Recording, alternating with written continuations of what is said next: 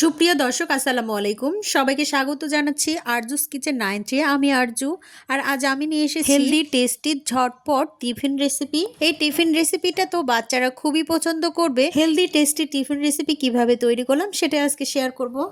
প্রথমে আমি একটা বোল নিয়েছি, আর বোলে আমি 1 কাপ পরিমাণ চাউলের গুঁড়ি দিয়েছি, আর 1 কাপ পরিমাণ আটা দিয়েছি, যেটা রুটি খাওয়ার আটা সেটাই দিয়েছি। আর একটা আমি দিয়ে দিলাম ডিম ভেঙে, আর এখানে স্বাদ মতো লবণ দিয়েছি। আর এখানে আমি দিয়েছি 2 চামচ পরিমাণ গুঁড়ো দুধ, আর এখানে ইউজ করলাম আমি চিনি।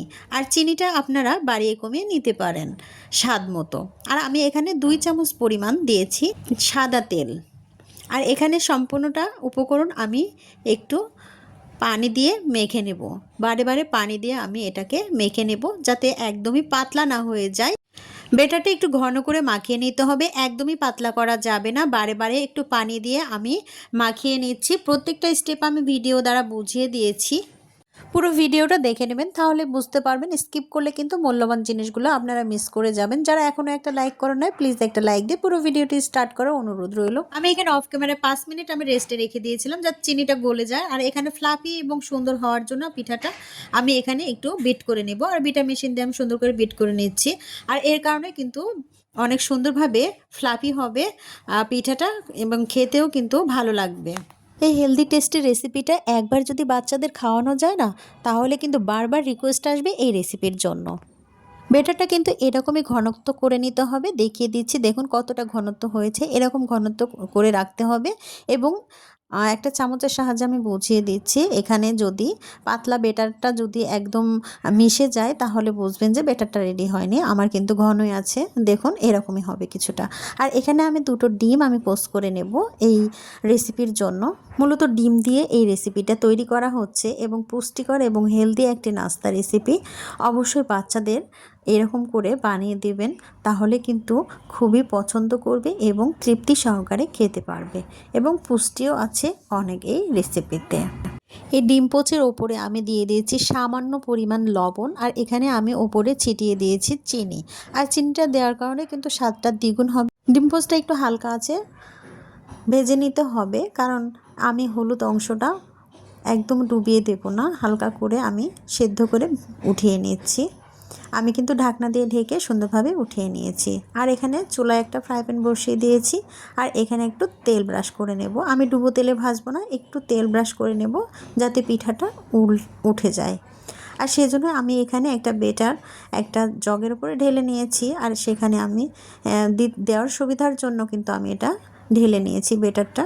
আর এখানে সুন্দরভাবে আমি গুঁড়িয়ে গুঁড়িয়ে কিন্তু একদম বড় একটা পিঠা তৈরি করে নেব। ফ্রাই প্যানটা একটু যখন গরম হয়ে যাবে, তখন কিন্তু এরকম গড়িয়ে নিলে কিন্তু আটাটা সুন্দরভাবে সেট হয়ে যাবে। আর এখন আমি সুন্দরভাবে গড়িয়ে নিচ্ছি, দেখুন একদমই সেট হয়ে গিয়েছে। এখন আমি একটা ঢাকনা দিয়ে সুন্দরভাবে ঢেকে দেব, যাতে স্মুথভাবে এটা সেদ্ধ হয়ে যায়। আর দেখতেও কিন্তু ভালো লাগবে, খেতেও কিন্তু দারুণ হয়েছিল। আমি একটা চামচের সাহায্যে উঠিয়ে নিচ্ছি, দেখুন কতটা সুন্দরভাবে উঠে গিয়েছে। আর একটু আমি কুক করে নেব, সেজন্য আমি একটু ধৈর্য সহকারে ভেজে নিচ্ছি। উল্টে পাল্টে সুন্দরভাবে এটাকে ভেজে নিতে হবে, এবং সুন্দর একটা কালার আসার জন্য একটু ভালোভাবে ভেজে নিচ্ছি। পিঠাটাকে ভালো করে ভেজে নিতে হবে। একদম যদি কাঁচা কাঁচা থাকে, তাহলে কিন্তু খেতে ভালো লাগবে না। আবারও আরেকটা আমি পিঠা ভেজে নিচ্ছি। ফ্রাই প্যানে সুন্দরভাবে তেলটা দিয়ে দিলাম ছড়িয়ে, আর এখানে আমি বেটারটা দিয়ে সুন্দরভাবে আরও একটা পিঠা তৈরি করে নিচ্ছি। মোট আমি দুইটা পিঠা তৈরি করে নেব, আর সেটা আমি আপনাদের সঙ্গে শেয়ার করেছি। সেম প্রসেসে কিন্তু আমি এই বেটারটা এভাবেই সেট করে দিলাম। দেখুন যখন কড়াইটা গরম হয়ে গিয়েছে, তখন আমি বেটারটা দিয়ে সুন্দরভাবে গুঁড়িয়ে নিয়েছি, আর পিঠাটা সুন্দরভাবে সেট হয়ে গিয়েছে। ঢাকনা দিয়ে ঢেকে সুন্দরভাবে আমি এটাকে তৈরি করে নিয়েছি। আর ডিম পোস্টটা করে রেখেছিলাম, সেই ডিম পোস্টটা আমি এখানে দিয়ে দিয়েছি। আর আমি এখানে একটু উল্টে পাটিসাপটার মতো করে আমি এটাকে তৈরি করে নেব। আমি এখানে আর তেল ইউজ করব না। সুন্দরভাবে আমি এটাকে একটু গরম করে নিচ্ছি। আরও একটা যে রুটিটা আমি তৈরি করে নিয়েছিলাম, সেটা আমি এখানে দিয়ে আবারও আমি মুড়িয়ে একটু তেল ব্রাশ করে দেব, যাতে ওপরেরটা কালার ভালো আসেনি। সেজন্য একটু তেল ব্রাশ করে দিয়ে আমি এটাকে একটু উল্টে পাল্টে ভেজে নেব।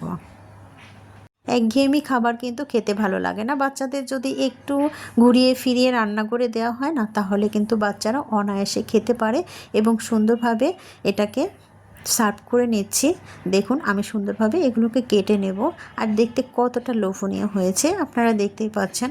কেমন লাগলো আমার এই ভিডিওটি অবশ্যই কমেন্ট বক্সে জানাতে ভুলবেন না। সবাই ভালো থাকবেন, সুস্থ থাকবেন, সকলের সুস্বাস্থ্য কামনা করে এখানেই আবারও দেখা হবে নেক্সট কোনো ভিডিওর মাধ্যমে। সে পর্যন্ত সবাই ভালো থাকবেন। আল্লাহ হাফেজ।